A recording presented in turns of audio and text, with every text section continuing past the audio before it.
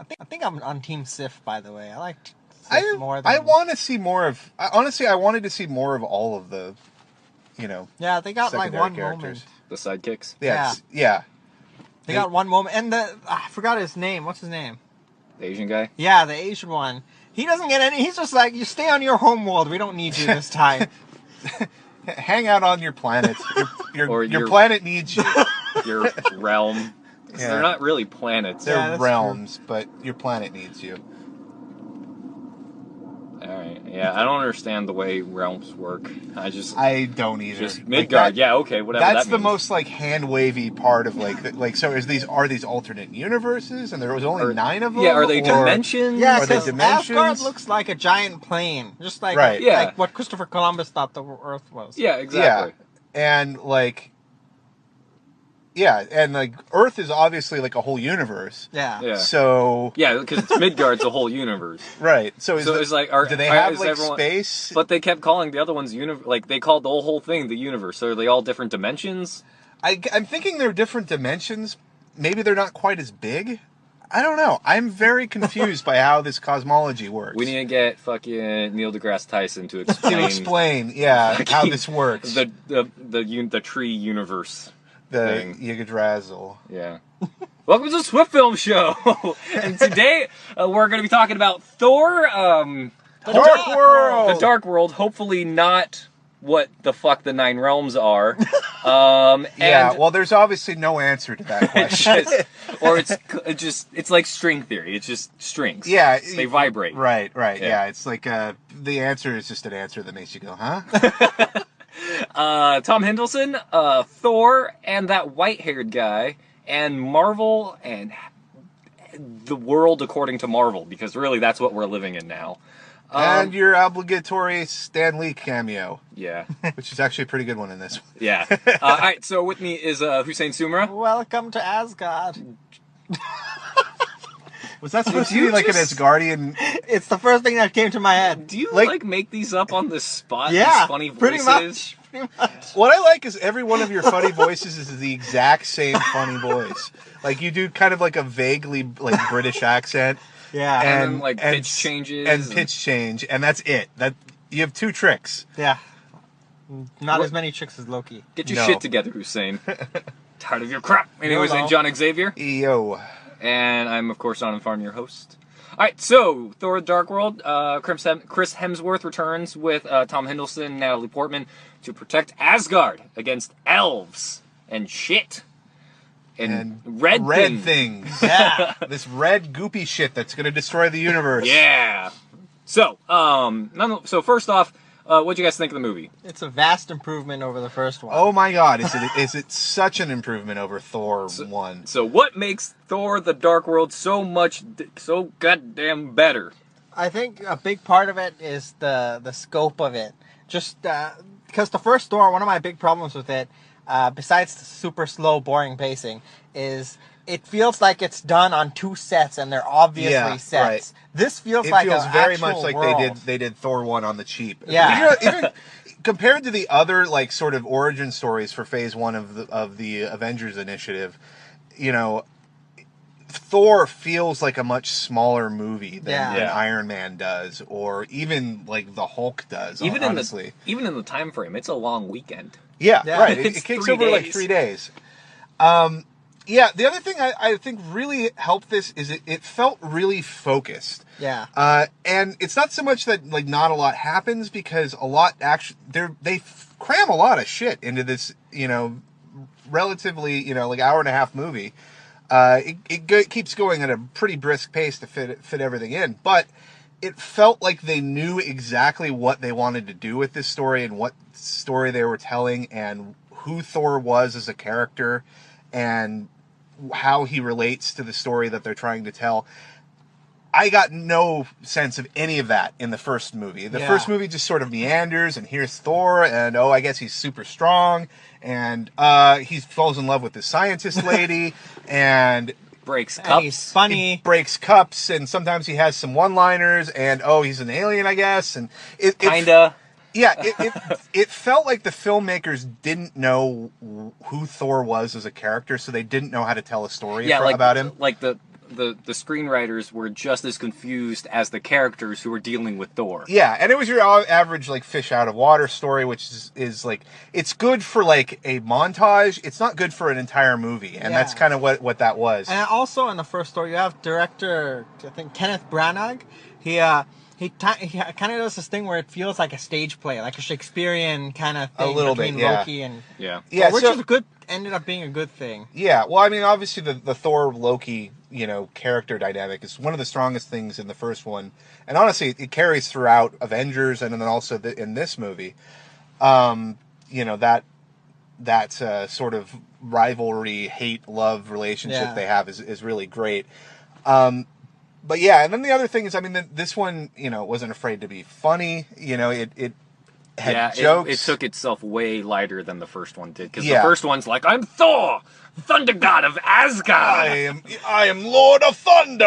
It's very cheesy and melodramatic, where this movie wasn't. It like, even as it was being serious, it like knew when to like have a silly moment, like Thor walks into a house and he hangs his hammer up on the coat rack, like okay. I guess that's what you're supposed to do. I mean, there's hooks, right? Yeah. Or like when he hits the giant rock golem with his hammer in like the first scene, just grrr, it's like done. It's like anybody else. Yes. But yeah, so it's like it has its serious moments and its tense moments, but it knows how to like throw in jokes. It keeps it moving. It never lets the pace get so bogged down in the melodrama the way the first one does. And it makes for just a really, really entertaining movie. Yeah. So, So compared to the first one, if the first one is like a C minus, what is this one, you guys think? It's probably I'd go a B. It's like a B plus. I'm with John. Yeah. Insane. It's not quite weighty enough to really be like an A superhero movie like an Iron Man 3, which does everything this movie does, but then actually adds some sort of pathos and some insight into the character. The character growth in this one is basically Thor deciding he wants to be with the woman he loves, which is a very basic plot. Yeah. So there's not a whole lot of nuance there, and that's really all that keeps it from being quite as good as, say, Iron Man 3 or Avengers. That being said, I'd say it's just as entertaining. Yeah, but it's really entertaining. However, I am excited for Thor 3 because they do set up some major things. Yeah, with the character between Loki and Thor. Boy, is there a twist ending there, which we will not spoil. Yeah. But go ahead. I do have two problems with this movie that keep it from being like a B plus, close to an A minus. The pacing, while it's fun pacing, I think it's a little too fast sometimes. It almost glossed over like the biggest, like everything that's kind of cosmic. It just like goes, no, don't pay attention. Yeah, I'll back you up on this. I went to the bathroom in the middle of this movie. I came back and was like, I don't know what the fuck's going on now. It moves fast. Honestly, though, it's like I don't mind that it doesn't like linger too much on like what the fuck are these these realms, what the fuck are they? Which the first movie did. Yeah, which did too much, really. Why the hell is it? Okay, there's elves. Okay, elves. And they have this like red goop. Where did they get the red goop? Don't worry about it. It's an infinity gem. It was there. Yeah. Spoilers. Yeah, it's like I don't mind that they didn't go into a super amount of detail on that, because as far as I'm concerned, those are like MacGuffins. That's just getting the plot moving. Yeah, even the villain, Malekith, is pretty much a giant plot device. Yeah. He's not really a character. There's no growth. You don't even know what he wants to do. Why he wants to destroy the world. Yeah, he wants to destroy the universe. Because the universe... too bright.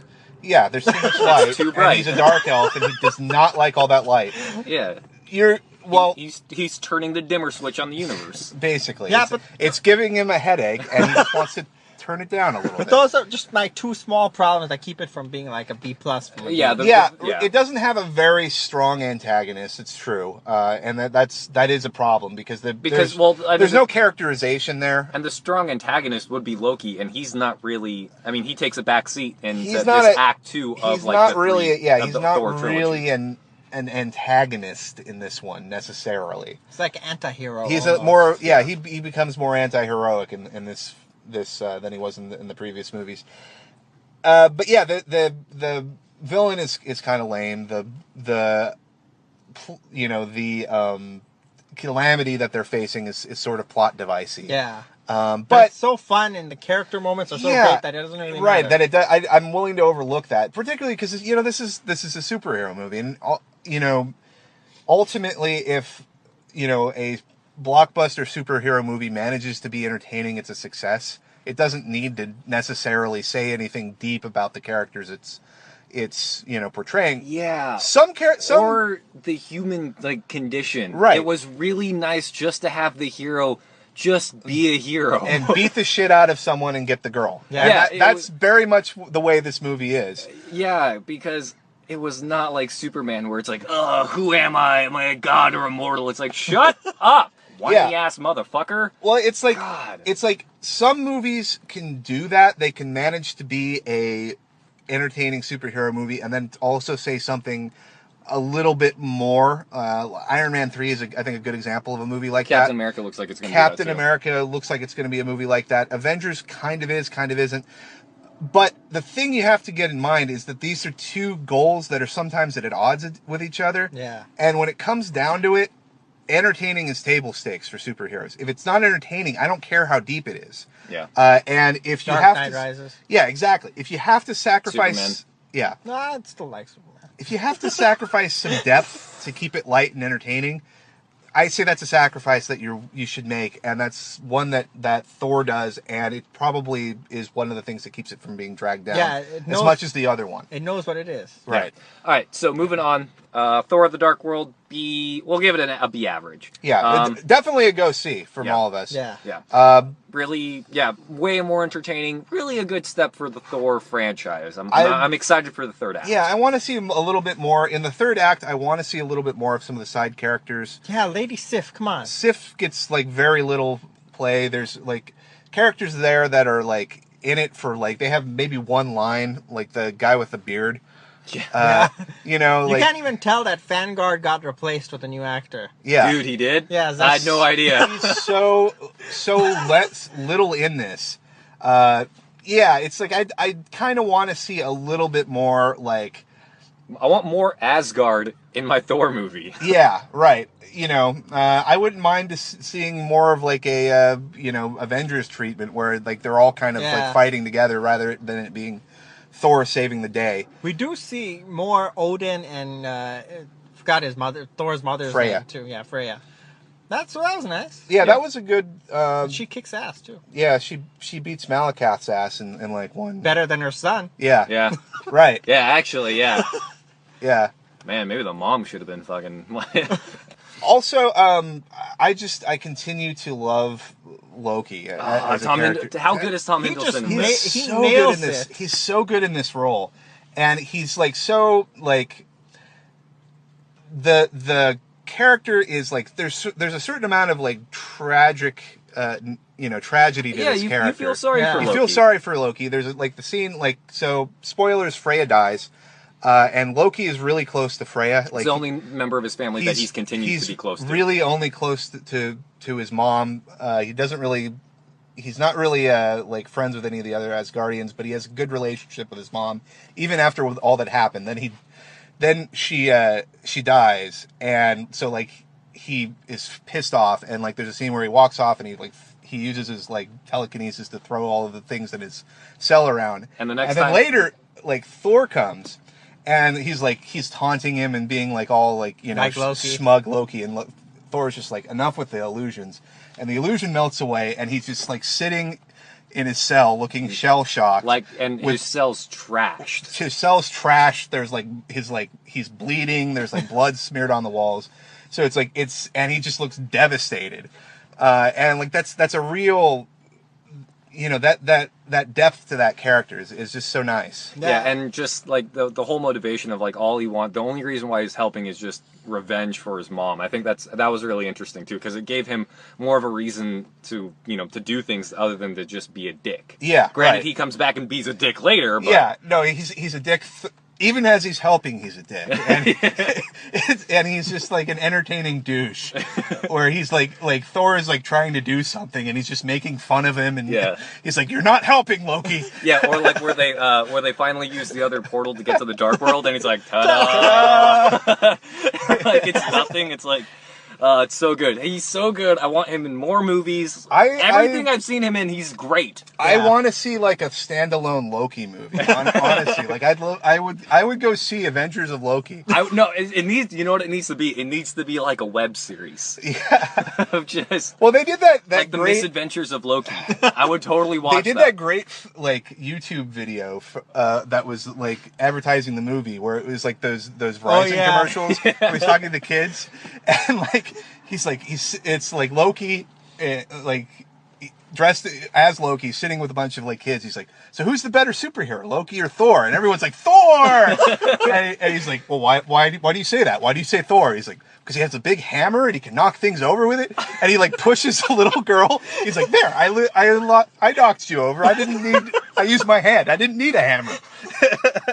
I want more of Loki doing like just like on the campaign of like, no, I'm a better hero than like a PR campaign after New York. Yeah, like fix his reputation. Loki trying to fix his reputation. That would be great. I think Tom Hiddleston's Loki might be in that same area as Robert Downey Jr.'s Tony Stark and Heath Ledger's Joker. Yeah, that's the thing. I think like, so, yeah. there. Like that, I can't imagine anyone else playing those characters. Yeah, no, it's certainly in the Marvel universe, I think one of the iconic performances that they've given so far. Yeah, I'm with you. This is Marvel's The Joker. Yeah. So I just want more Loki in my life. Yeah. All right, so what were we going to talk about the collector scenes? Yeah, the Yeah, collector. This white-haired guy, this crazy guy. So With this really movie, eccentric hand movements. yeah, this movie, as we tend to have in Marvel movies, has a post-credit sequence. Two post-credit scenes. Has two post-credit sequences. The second one is less important. It's just like it's important. It's important. Oh, but it's a happy ending. Yeah. Oh, he came back for her. Thor comes back. He kisses Natalie Portman, and it's like the music swells, and it's like, ah. I don't know why they couldn't have just put that in the movie instead of making it a post-credit sequence. And then we get to see what happened to the big gorilla creature that got summoned to the city inadvertently. He likes eating birds. Which is just apparently running around the city trying to eat birds. Yeah, no one really paying attention to it. So that's one of the post-credit sequences. That one probably doesn't play into the You're telling me that we're not going to see like the Pitbull gorilla thing in Captain America? in Captain America. The Pitbull gorilla thing is going to be a major antagonist. Oh in man, Captain America. maybe That's what Ant-Man fights. No. Maybe that's this week's episode of The Shield. They fight that thing. No, this week's episode of Agents of S.H.I.E.L.D. is supposed to have a Thor tie-in. Maybe that's what it is. Maybe they have to capture this giant thing. That thing. That would be pretty cool, actually. That would be if that was what they did. That would be really awesome. Hopefully they have the budget for that thing, though. So anyway, yeah. So the collector. So the post-credit scene is basically Sif and Volkstag show up in this crazy like museum-looking thing with a bunch of glass tanks with weird stuff in it, and they meet this weird-looking guy with white hair and like a tattooed soul patch. Yeah. Called the Collector, and they give the Aether, which is the jelly-like substance that is going to destroy the world. They give it to him for safekeeping, and he says, "Why are you going to, Like Asgard has a vault, why don't you keep it there?" Yeah, why aren't you holding it? He's like, "Well, we already have the Tesseract, and we don't want to put two of them together because that would be a dangerous target." He's like, "All right, well, it'll be safe here." Then he takes it and he says, 1 down, 5 to go. Which the Infinity Gauntlet and the gems. So, this is actually something from the comics. The Collector is a character. He's basically an immortal alien who is really, really bored. And so what he does to stave off boredom is he collects things. It's a hobby. As one does. Yeah, but he's existed since before the universe was created, and he's built up a truly killer collection of stuff. He also sees the future, sees Thanos is going to be a problem, and decides that he's going to try to stop Thanos by getting things that Thanos wants that Thanos can use to destroy the universe, and like keeping them away from him, like, you know, putting them up on a high shelf where Thanos cannot reach. So anyway, so that's why they decide to give him the Aether, which is something called an Infinity Gem. There's 6 of them. Yeah, 5 of them? six. Yeah, there's 6 of them. Yeah. One of them is the blue cube from the Avengers. Right. Tesseract. One is the Tesseract. One is the Aether, the goo that destroys the universe. There's a few other ones that have not yet made an appearance in the cinematic universe, but they're important. The idea behind them is like if you have one, it gives you control over one of the fundamental. It gives you and if you have all of them, you control existence. Well, each one represents some fundamental force of the universe. Yeah. If you have that gem, you can control that force, so it gives you pretty big cosmic powers. Yeah. But if you get them all together and put them in the Infinity Gauntlet, you basically become a god. And so that's one of the things that Thanos has tried to do again and again and again. He succeeded once. That's probably the plot line of Avengers 3. Yeah. And or Guardians of the Galaxy. And or Guardians of the Galaxy. And Thor 3, because the Infinity Gauntlet is in Asgard's, like, vault thing. Right. Is it? Yeah. Yeah. It's in the first one. Right. So, yeah, so obviously this is setting up the quest for the Infinity Gems, which is probably going to be a major plot point throughout the next phase of Marvel movies. Yeah. Doctor Strange. Doctor Strange would be an obvious choice to go after one of these.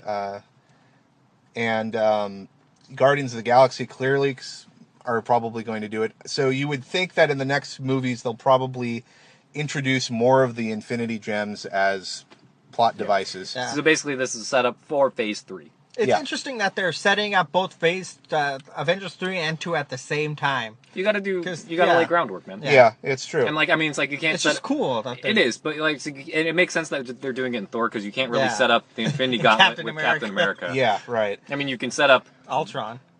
and Agent Coulson as the Vision. Just saying, Yeah, pet theory that Agent Coulson is Vision. it is. I see it coming. Okay. So Agent Coulson, who is now on Agents of S.H.I.E.L.D., is clearly a robot, although they have not yet announced the fact that he's a robot. Life and model decoys are robots, right? They are. Okay, good. So we're thinking that he eventually becomes Vision, who is also a robot and one of the original Avengers. Who also does he play into the creation of Ultron? I think he does later. No, Vision. Okay. So This is Ant-Man. Ultron? No. Okay. Ant-Man. At some point, no. I know the original, but later on, Vision does segue to Ultron in another. No. Is it different? No, Okay, no. go ahead. Ant-Man creates Ultron. Right. Ultron becomes evil. Ultron creates Vision as a weapon against the Avengers. Yes. The Vision comes, they fight a Vision, they beat his ass, he has memory loss, he becomes an Avenger, then he fights Ultron. That's what it was. Okay, you're right. Anyway, yeah, so that's how it happens to the comics. We'll see if Vision is even a thing in Age of Ultron. I don't know. I doubt it, but nonetheless, that's my theory. Yeah.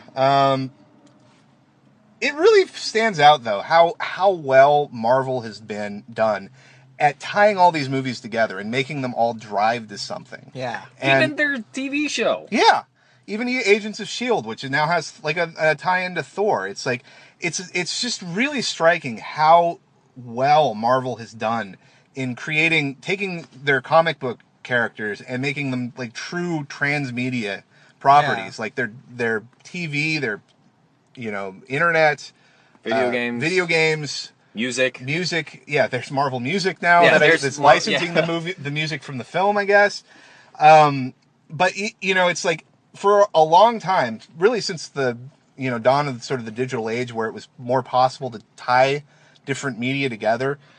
Companies have been wanting to create the transmedia, Empire. Yeah. empire, like to take one intellectual property and successfully parlay it into everything else. And I don't think we've really seen it as successful as we have with Marvel and this Avengers initiative. Yeah. All they need is video games. Pretty much, and it's.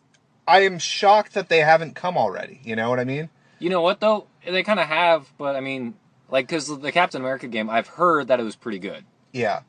Yeah, they haven't had a really strong tie-in, but it's tough because movie tie-ins are hard to do to begin with, and superhero games seem to be weirdly tough to do. There's only one. It's the Arkham games that are actually good. Yeah. Yeah, and like the X-Men ones were kind of fun. The RPGs. Yeah. The X-Men RPGs were a little bit fun.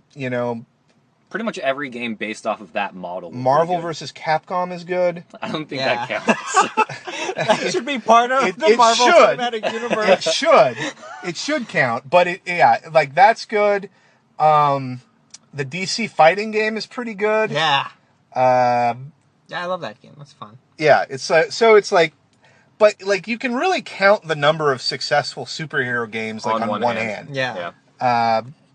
Yeah. So interesting to see when and if they end up working that aspect into it. That's kind of the weak point in their, that's the jewel that's missing in their crown right now. In their Infinity Gauntlet? Yeah.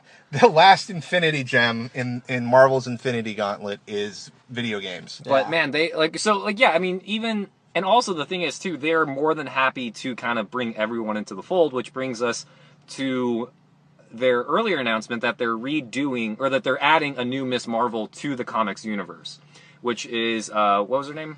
I think it's Kamala Khan. Yeah, Kamala Khan or Camilla Khan or something. Interesting character. That she's Pakistani. She has Pakistani American.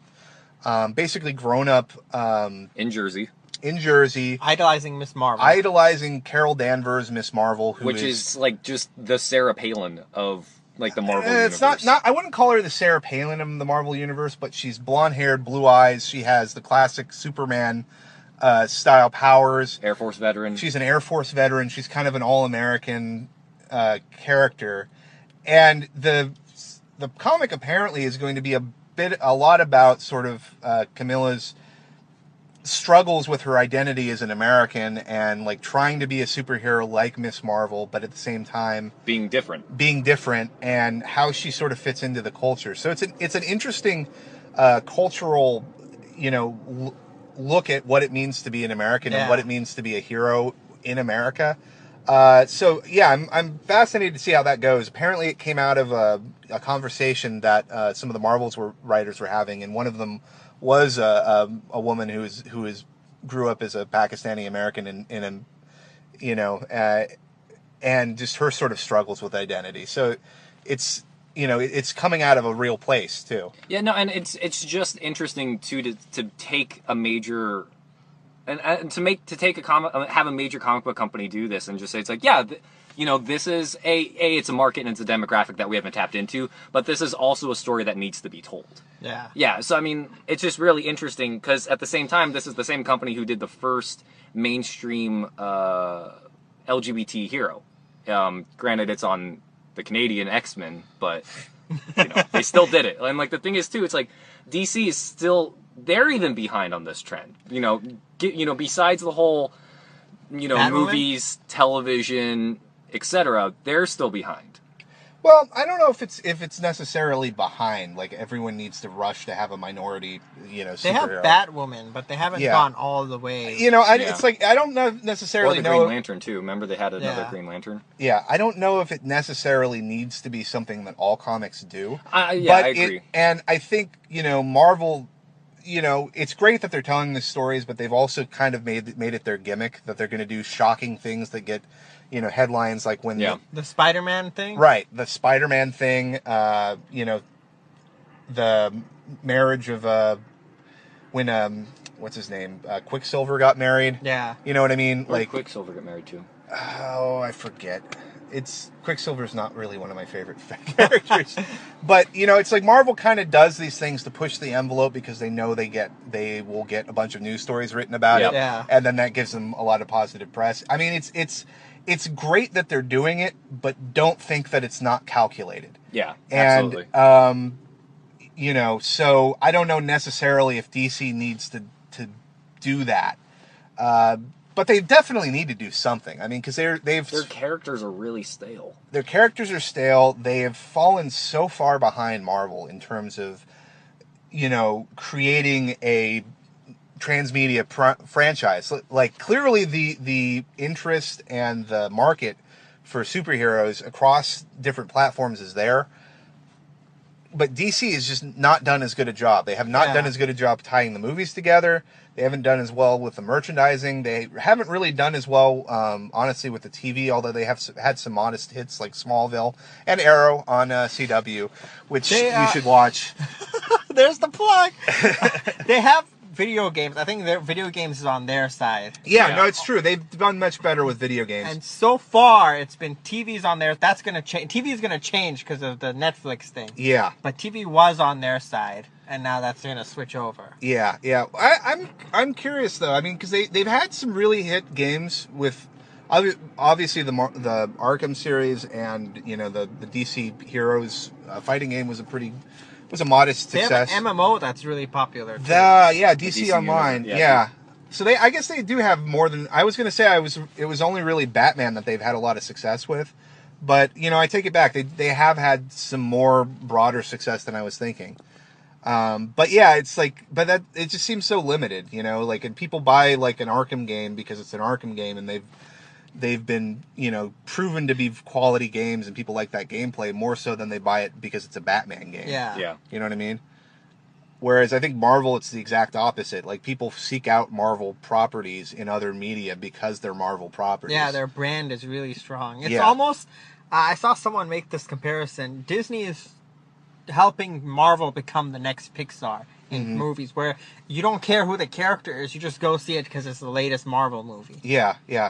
And boy, has that Disney merger just worked out so well for them. Like, yeah. It's really amazing how smoothly that's gone, and how much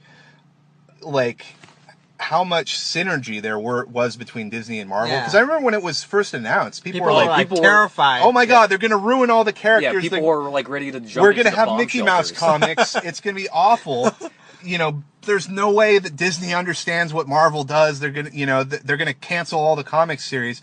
And no, it's been completely additive. They've left Marvel's comics basically alone, and they said, we will use our expertise to take this characters that you've created and put them in everything else. Yeah. And they've done it.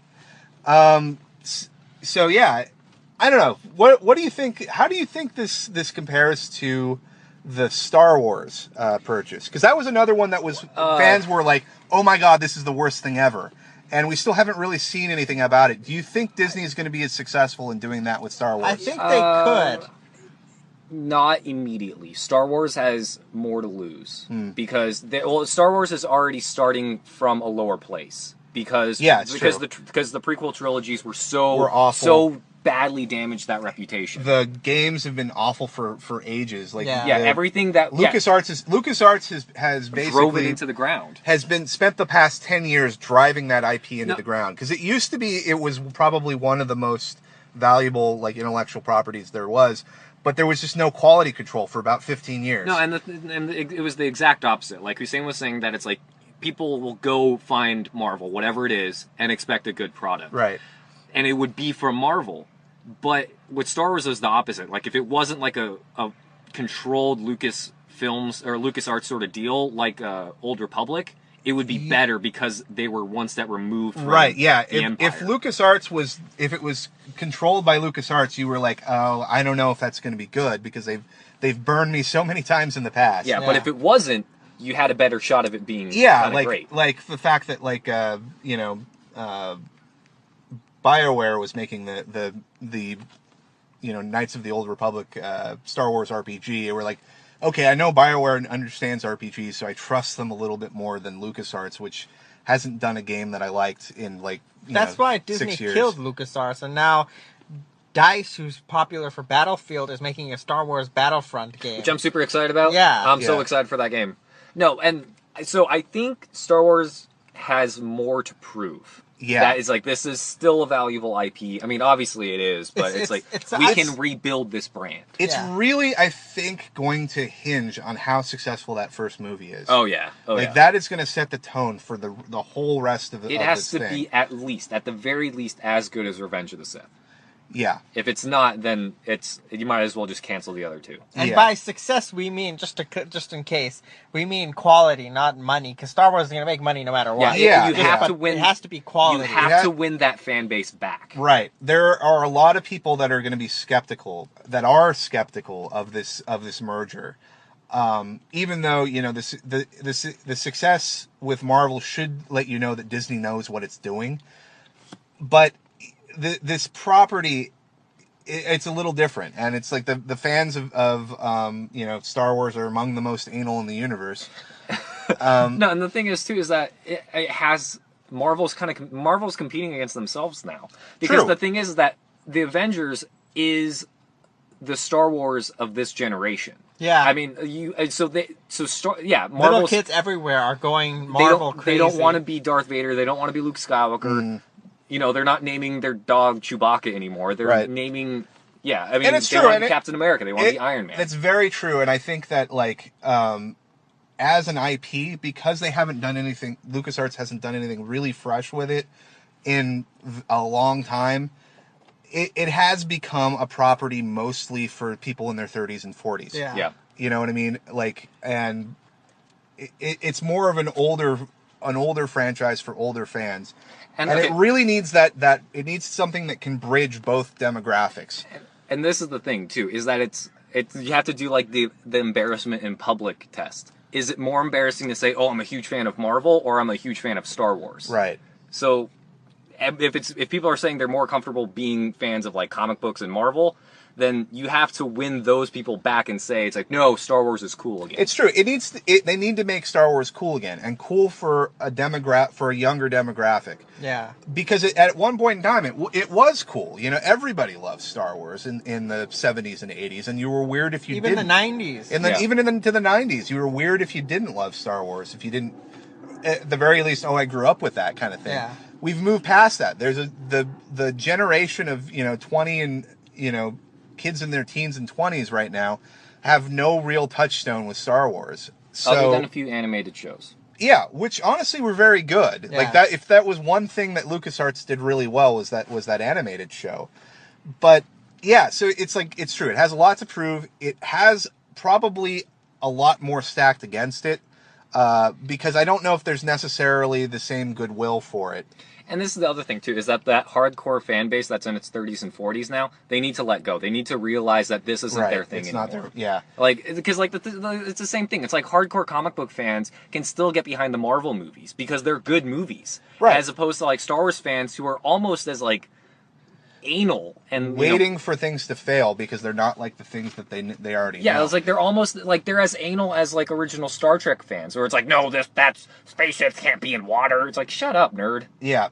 Well, honestly, it's like it's gonna take a good film. You know, honestly, it has to be so self-evidently good that anyone that is like bad mouthing it on like nitpicky terms, the way that the nerds are going to do, whether it's a good film or not, those people have to be immediately like, what the fuck are you talking? It's a good movie. Yeah, they have to win that middle ground of where normally they would say it's like, yeah, okay, you're right, that movie was kind of bad. Where it's like, I'll defend Star Trek Into Darkness because it was a good movie, and it's like, shut up, nerd. Yeah, it doesn't matter that the spaceship was in water. It right. was good. It needs to be a good enough movie to overcome those nitpicks. So that's a tall order, particularly for something that's been as damaged as Star Wars for so long. And honestly, for the directing team they have against it, because J.J. Abrams, I like J.J. Abrams, but he's a divisive director. He's not everybody's favorite, and his style has as many like critics as it has people that really love it. So for a divisive director who basically needs to make something that's universally appreciated, that's tough. And it's tough, particularly just looking at the way the production's been. It's had kind of the script alone. The script has gone through so many rewrites, it's just one rewrite. But he's been working on it. Michael Arndt's been working on it for a year, and then now they're changing. We don't know what the extent of the changes are, but they're changing it. It's not good though, and it's like it's not that they can't improve the original script and they should just do it, but anytime they're spending hashing out the script is time they're not hashing out every other part of the movie. Because that cast is going to have to be dynamite too. Yeah, exactly. The cast is going to have to be dynamite. Obviously the special effects budget is probably out of it, but they need to get the right aesthetic. Yeah. Because honestly, one of the things that a lot of the hardcore nerds don't like about the prequel trilogy, aside from the fact that they're just kind of boring movies, but they object to them on aesthetic grounds because they don't look like Star Wars too pretty. movies. Yeah. You need to nail that aesthetic to get to that hardcore fan to even give you an inch in admitting that it's a good movie. What's kind of weird about that aesthetic criticism from the fans is it kind of makes sense in the context of the universe. Yeah. It makes, because the originals are dirty and worn out, but the prequels take place way before when everything was happy and fun. The prequels are supposed so to that's be... why they're shiny. Right, the prequels are supposed to be sort of at the end of the golden age. Yeah. And then, everything has kind of gone to shit under the Empire because it sucks under the Empire, and that's where you're rebelling. If the Emperor took over and everything was better, no one would rebel. You know what I mean? Yeah. Yeah. You don't rebel when times are good. Right, yeah. If he was just a really great administrator who lowered taxes and created free healthcare for everyone. Yeah, universal healthcare and restored the middle class. No one is going to rebel against Emperor Palpatine, but no, he's got his I'm going to enslave the Wookiees. I'm going to blow up Alderaan. My vice president is going around choking people. It's obviously people are going to be upset with that administration. All right, so since we're already fucking down this rabbit hole, give me one thing that will make the Star Wars movies good. Husain, go. Fun. It just has to be fun. I think most people, if it's fun, they won't care about the nitty gritty. John? I'd agree with you, but I want to qualify that in that it has to be fun for all ages. Yes. Because one of the problems with the prequel trilogies is they really tried to appeal to maybe a 5 to 10-year-old demographic. Yeah. Which is fine, but they did it at the expense of everybody else who could watch that movie. You could not, as an adult, you cannot feel good about watching the Phantom Menace. It's clearly not a movie for you. And I think the Avengers, Thor 2 is a good example of what they need to do, because this is a movie that's fun. The kids will get the jokes. The parents will get the jokes. Everyone will walk out of that theater having had a good time. That's the sort of fun it needs to be. Yeah. I also think that they need to do something a little different from the original series. They need to make a kind of a clean break, I think. Yeah, that's what I was going to say. They need to step away from the mold that the other two... the mold. The mold's fine, but they need to step away from the ingredients that the other two... So basically what I'm saying is that I don't want Mark Hamill, Harrison Ford, and Carrie Fisher in Star Wars. They can be, but they need to be in a very small way. They need to be like cameos. We can't have the old guys, stealing the show, because that sets the wrong tone. Yeah, it's like when you have the Solo twins, reference mom and dad, show them, whatever. But they don't need to be the main characters anymore. Their time's passed. And honestly, it's they need to, because the obviously the original trilogy is self-contained. The prequel trilogy is not really self-contained, because it's entirely, if you watch just the prequel trilogy and you don't watch the original trilogy, you get nothing out of it. Yeah. They're designed to be a unit. We can't really do that, I feel, with the new movies, because the story of the original trilogy, that arc, has already been told. It's done. So we need to let that go and start anew with something else in that same universe. Yeah, so the overarching thing I would say is keep that fan service in check. Mm-hmm. Yeah. Because it's time to move on. And that goes back to what I was saying. It's where those diehard Star Wars fans from back in the day need to realize hey, this is for everyone now, and I need to start adapting my opinion. But at the same time, they should be mindful of the aesthetic of Star Wars, be mindful of what people fell in love with it to begin with. Right. It wasn't for lots of CG and shiny starships. It was for sort of a gritty, almost noirish at times, take on a universe, a future where things looked old. Yeah. You know what I mean? Like they should definitely keep those aspects of it, and certainly keep the Force mysterious. I mean, everything that all the nerds have always harped on about the original trilogy. I think they're being bitter nerds about it, but that doesn't mean they're necessarily wrong on all counts. So those are all things that the team is going to need to be mindful of. Wasn't this supposed to be a Marvel show? Well, we finished. It's connected. Yeah, I know. They're I'm just cousins messing. now. I They're know. cousins. I'm The messing with you. success of the Marvel franchise is really, It's the blueprint for it's how the Star Wars is blueprint going to for work. what's going to happen with Star Wars if they do it right. If they do it wrong, it'll be terrible. Yeah. But that is what they are trying to do with Star Wars. Or what they should be trying to do. Or with Star yeah, Wars. right. So time will tell, but shut up, nerds. Disney knows what they're doing, hopefully. Yeah. What's crazy is if it does work, every year we're going to have 2 Pixar movies, sometimes 1, a Star Wars movie, and 2 Marvel movies every year. And Right. off in the distance, you can hear a cash register ringing. yeah. God, Disney is just going to have more money than anyone if they can pull this off. They already kind of do. Yeah. They're if you think of all the major studios, Disney is the most successful one, and it's entirely down to the fact that they create transmedia properties. Everything they do, they're thinking. When they're even Disney Channel shit, they're not thinking this is a show. They're thinking this is a vehicle to launch a pop star's career. They are so. I was looking at that the other night. They are so good at that. They take like this little girl or little boy, put them in a show like a side character, build them up, give them their own show, build them up. They go on and be like And they've a been huge doing that star. forever. You have to It's remember. insane how good they are. You have to are. remember Justin Timberlake, Britney Spears, Christina Ryan Aguilera, Ryan Gosling. They all started on the Mickey Mouse Club. Disney is basically a star factory, and it makes sense that they're the ones that have been able to have sort of the magic touch with Marvel, because it's what they do with everything. That's how they think about media. So yeah, let's hope that happens with Star Wars. Yeah, it's so much that Walt Disney Pictures they're only going to make like 2 movies a year now because they don't need to. They don't need to. big movies. Because they have everyone else making them money. Yeah. All right. So nonetheless, the show's running long, so we're going to cut it. But nonetheless, go see Thor. We're excited for the rest of Marvel, and hopefully they'll be doing good things with Star Wars in the years to come. We'll find out. We'll find out in 2015, I guess. Like Thor, excited for Marvel, cautiously optimistic about Star Wars. All right.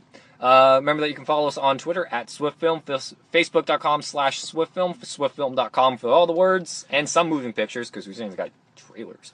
Also, you can follow us on the YouTube channel where you're hopefully, possibly, maybe listening to this podcast. Also on SoundCloud and the iTunes podcast library. What are we seeing next week, Husain?